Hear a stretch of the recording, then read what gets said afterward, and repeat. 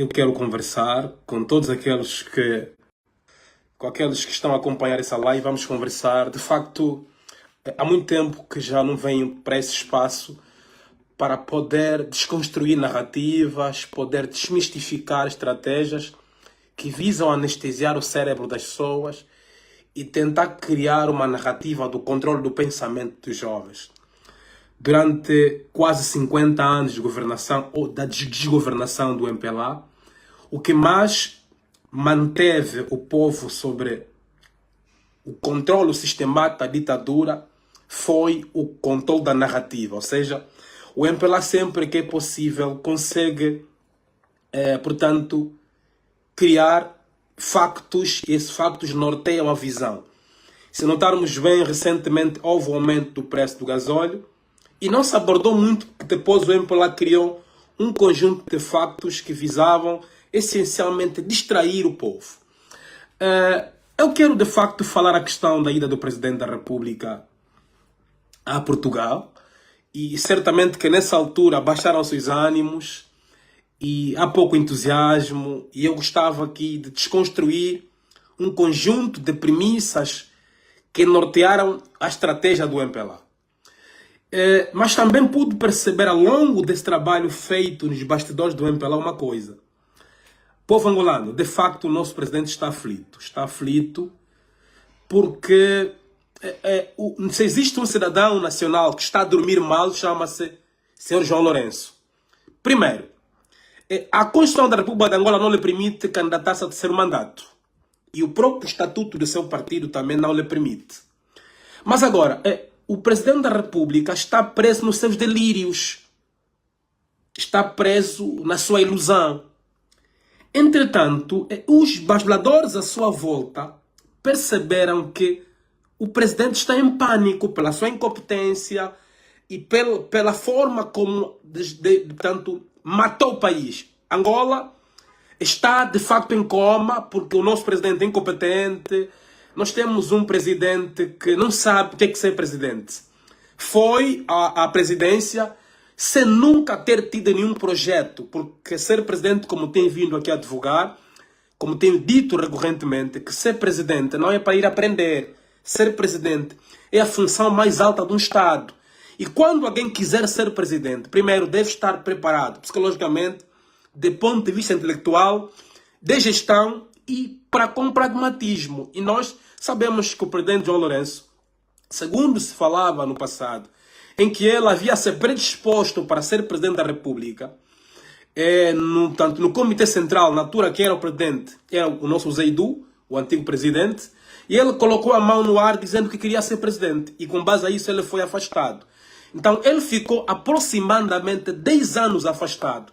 Mas manteve o seu sonho. Como todos nós temos nossos sonhos, é normal que sonhemos. Mas os nossos sonhos, quando são de uma dimensão que deve impactar vida, deve ser acompanhado de um projeto.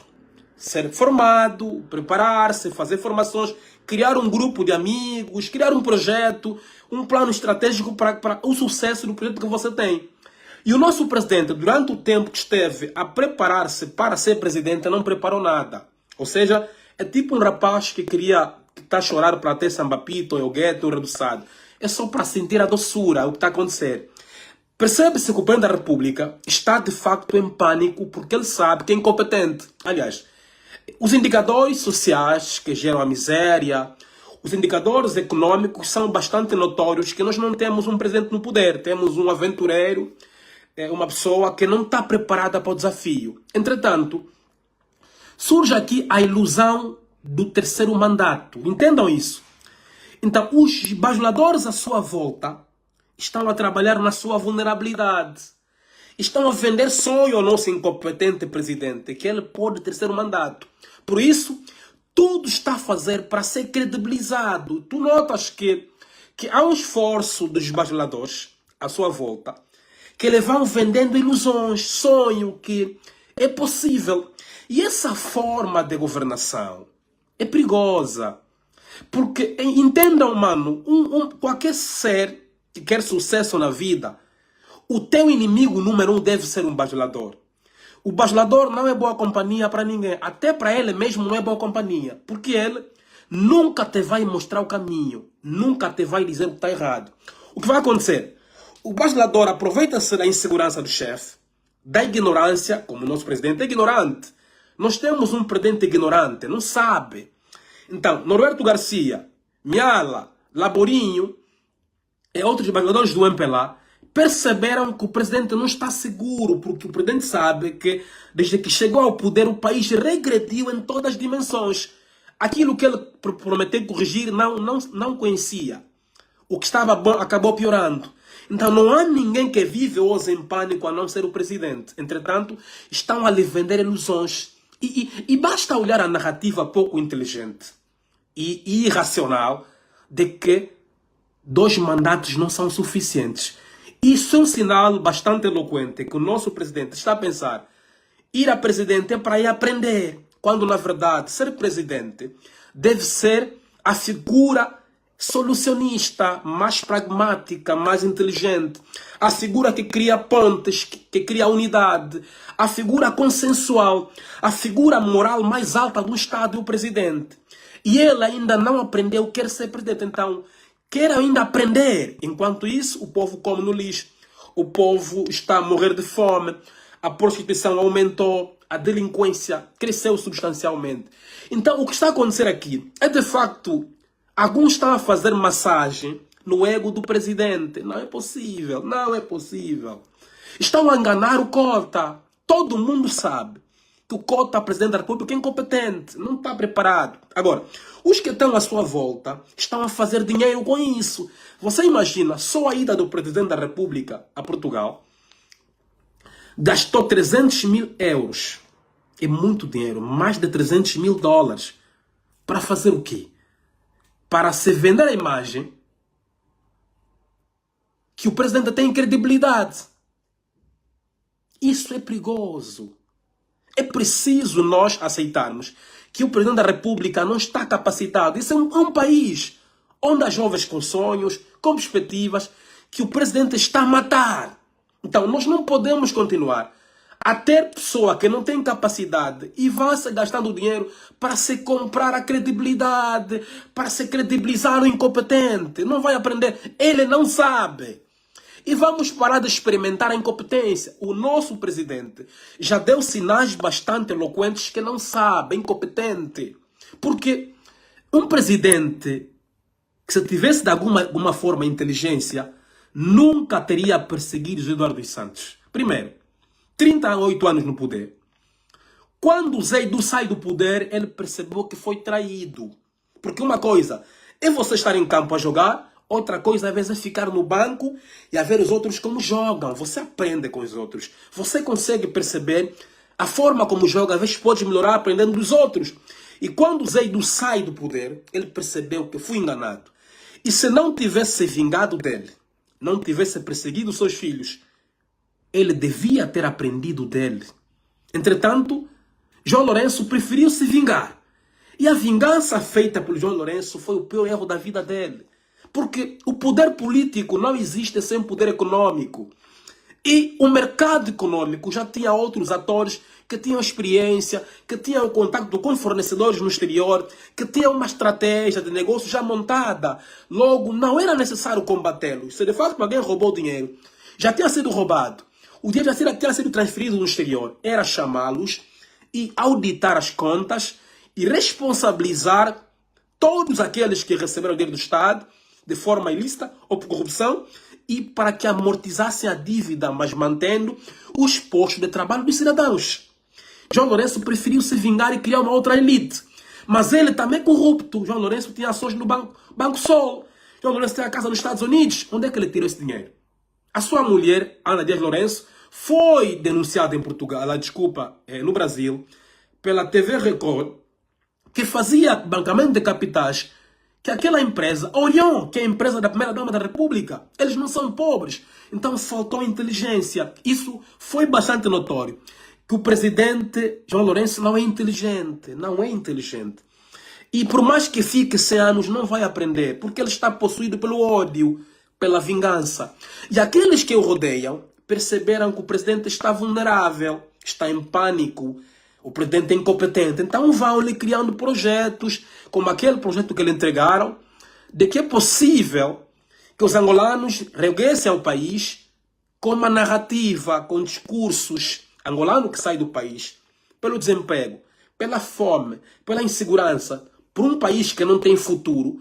E ele ainda, por não ser inteligente, o presidente, entende que é possível que alguém que viajou no exterior regresse ao país porque ouviu um discurso bonito. Isso aqui demonstra que o nosso presidente não tem que ir. O que é que mudou no país? Absolutamente nada. Como é que o angolano que está num país onde seu filho estuda numa escola de qualidade, tem acesso à alimentação, tem acesso ao emprego, qualidade de vida, vai voltar ao país porque ouviu um discurso do papagaio Norberto Garcia? O Norberto Garcia que está a convencer o presidente que é possível que angolanos voltem ao país. A sua mulher vive em Portugal com 2 filhos. O seu irmão Ledo, irmão menor, do Norberto Garcia, vive na Holanda, pediu também asilo. O seu irmão Nelson, que é tenente das Forças Especiais das FA, também pediu asilo na França, deve estar em Angola agora, que ganha na Caixa Social, mesmo na idade de trabalhar. Então o presidente não é inteligente. E por isso é que eu costumo ver, muitas vezes, quando nas empresas o chefe não sabe, os subordinados que sabem vão brincar com ele. E João Lourenço passou a ser uma figura de escárnio, de aproveitamento para fazer dinheiro. E Norberto Garcia, de facto, é um especialista nisso. Porque se ele veio, de facto, para corrigir os erros, ladear-se mais de bajuladores, quando ele sabe que Gildo Matias, Tinto Gambage, Luvoalo, João Pinto e esse mesmo Norberto Garcia foram os maiores enganadores do antigo presidente, que defendiam o que estava mal. São os mesmos que ele criou.